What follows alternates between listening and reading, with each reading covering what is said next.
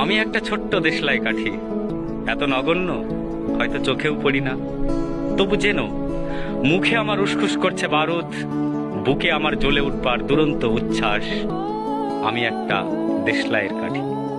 মনে আছে সেদিন হুলস্থুল বেঁধেছিল, ঘরের কোণে জ্বলে উঠেছিল আগুন, আমাকে অবজ্ঞা ভরে না নিভিয়ে ছুঁড়ে ফেলাই।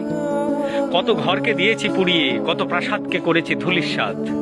আমি একাই ছোট্ট একটা দেশলাইয়ের কাঠি। এমনি বহু নগর বহু রাজ্যকে দিতে পারি ছারখার করে, তবু অবজ্ঞা করবে আমাদের।